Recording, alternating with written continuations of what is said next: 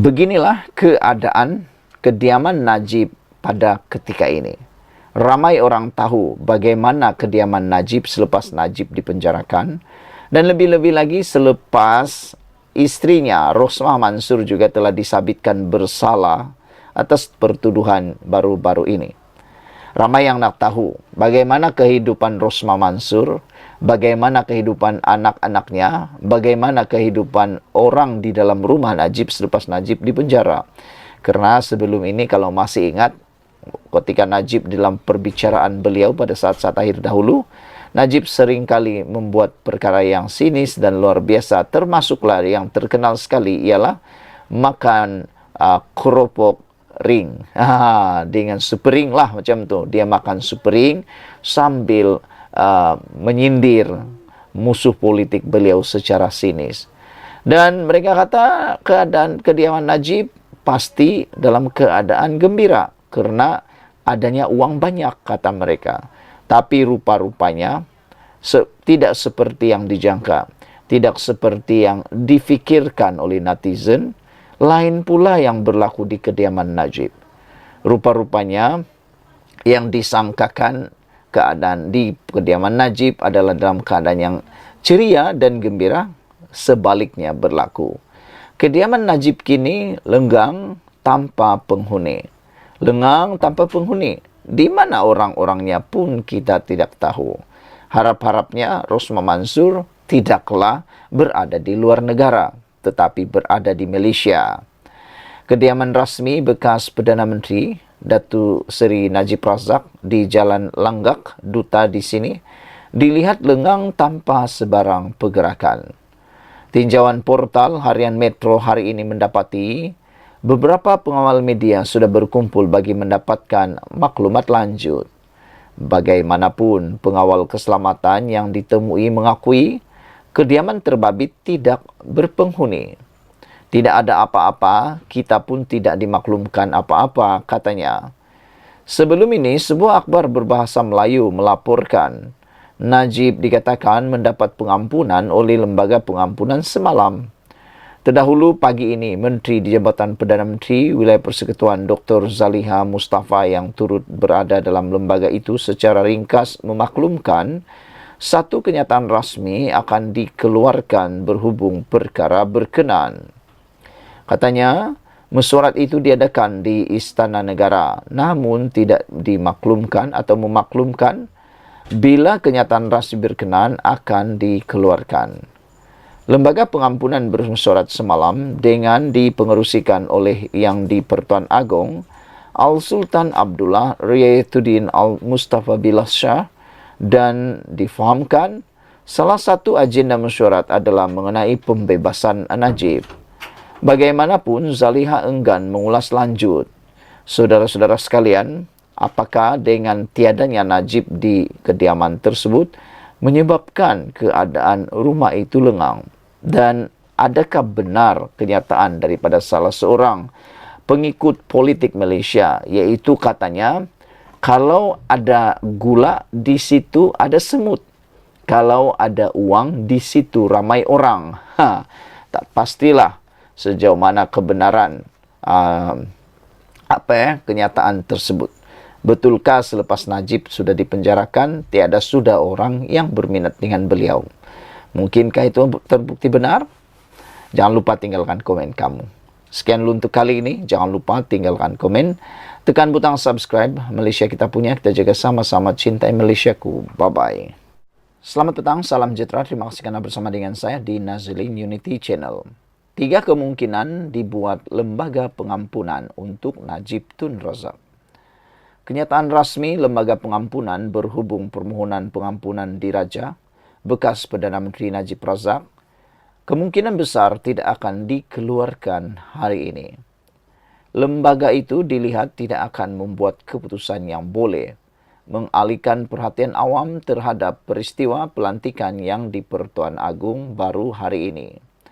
Terdapat spekulasi bahawa ia akan diumumkan dalam sidang media Kementerian Dalam Negeri petang ini juga telah ditolak. Jurucakap Kerajaan Fahmi Fadzil juga dijangka sekali lagi meminta media menunggu kenyataan rasmi dalam sidang media selepas mesyuarat kabinet yang pastinya akan dibuat pada minggu hadapan, yaitu pada hari Rabu. Kabinet dilihat cuba menegaskan pemisahan antara kuasa eksekutif dan lembaga pengampunan yang dipengerusikan oleh yang di-Pertuan Agong. Lembaga bermesyuarat pada Isnin lalu dan ia dipercayai antaranya bagi memutuskan permohonan Najib. Ia dikatakan mesyuarat terakhir yang di-Pertuan Agong sebelum ini Al-Sultan Abdullah Idriyatuddin Al-Mustafa Bilal Shah, penggal pemerintahan Baginda, berakhir semalam. Terdapat 3 kemungkinan boleh dibuat oleh lembaga pengampunan yang mengundang debat hangat, yaitu: pertama, Najib diampunkan dan dibebaskan daripada penjara. Hukuman 12 tahunnya dikurangkan, terdapat jangkaan hukumannya dikurangkan kepada 6 tahun. Lembaga pengampunan menolak permohonan Najib. 3 perkara ini boleh berlaku kepada Najib. Jangan disangka apabila sudah membuat permohonan, semestinya ada berita baik. Belum tentu, saudara-saudara sekalian. Saya nak ulang sekali lagi, 3 kemungkinan yang bakal dihadapi oleh Najib selepas lembaga pengampunan mengumumkan keputusannya. Kemungkinan yang pertama ialah Najib mungkin boleh menikmati berita baik, yaitu Najib diampunkan dan dibebaskan sepenuhnya daripada penjara. Jika ini yang berlaku, pastinya ianya akan menimbulkan perdebatan yang paling luar biasa di Malaysia dan bakal menjadi buah tangan percuma kepada pembangkang untuk menyerang kepimpinan Perdana Menteri Anwar Ibrahim. Walaupun Anwar Ibrahim sebenarnya tidak ada kaitan langsung dengan lembaga pengampunan dan keputusan itu, tetapi itu bakal menjadi suntikan baru kepada pembangkang untuk ada serangan atau peluru percuma kepada mereka di dalam kempen-kempen pilihan raya akan datang.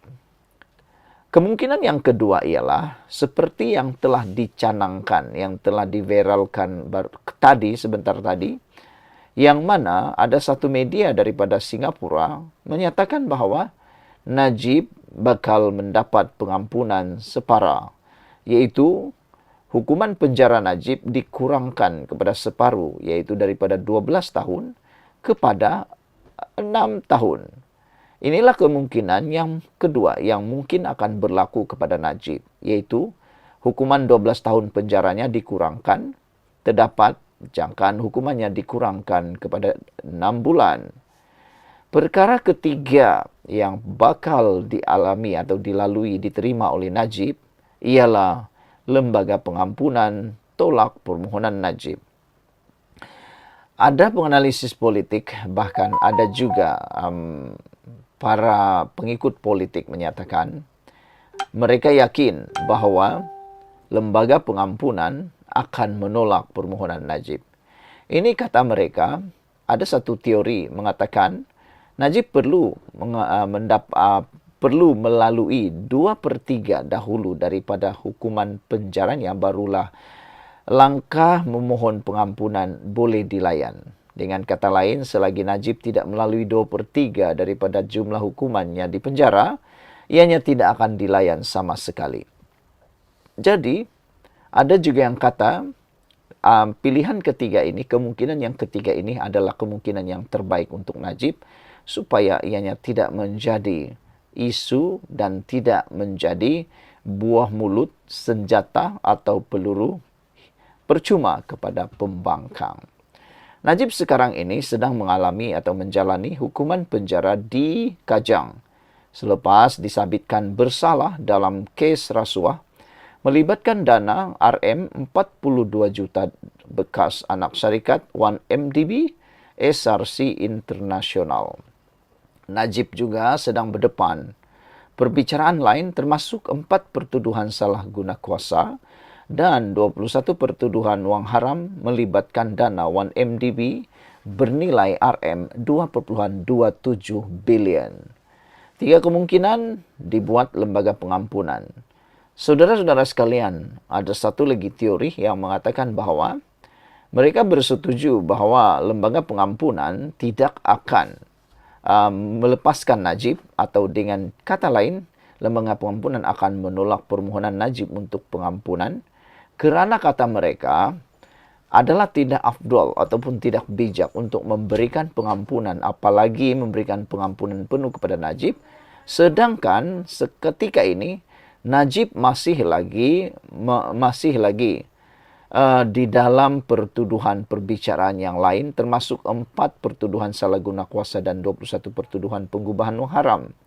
Kata mereka, mana mungkin bagaimana Najib boleh dibebaskan sedangkan beliau masih lagi mempunyai kes yang lain yang ada kaitannya dengan kes SRC yang telah pun menyebabkan Najib diheret ke penjara. Kata mereka, kalau Najib dibebaskan, bagaimana pula dengan kes-kes beliau itu? Jangan-jangan, kata mereka, itu akan membawa kepada duluan yang menyebabkan kes-kes yang lain terpaksa digugurkan kerana saling berkaitan. Selain daripada itu, kalau Najib dibebaskan dan tiba-tiba pula Najib didapati bersalah kepada 4 pertuduhan salah guna kuasa atau 21 pertuduhan pengubahan wang haram ini, bagaimana pula kesnya? Nanti Najib baru keluar penjara sudah didapati bersalah lagi di kes yang lain, takkanlah masuk penjara semula. Masuk lagi, keluar lagi, masuk lagi, keluar lagi. Jadi itu tidak afdal sama sekali. Tidaklah bijak, kata mereka, untuk membuat demikian. Kerana ya, secara logiknya Anda mengerti, Anda faham tentang perkara itu. Bagaimana mungkin Najib boleh keluar sedangkan ada kes lagi yang ada kaitan juga sesama kes yang lain. Nanti jangan-jangan ianya akan menjadi duluan dan jadi bahan untuk coba melepaskan diri bagi kes-kes yang lain pula, kata mereka. Jadi saudara, itulah 3 kemungkinan yang bakal dihadapi oleh Najib mengikut keputusan lembaga pengampunan. Sekian dulu untuk kali ini. Jangan lupa tinggalkan komen Anda, tekan butang subscribe. Malaysia kita punya, kita jaga sama-sama cintai Malaysiaku. Bye-bye.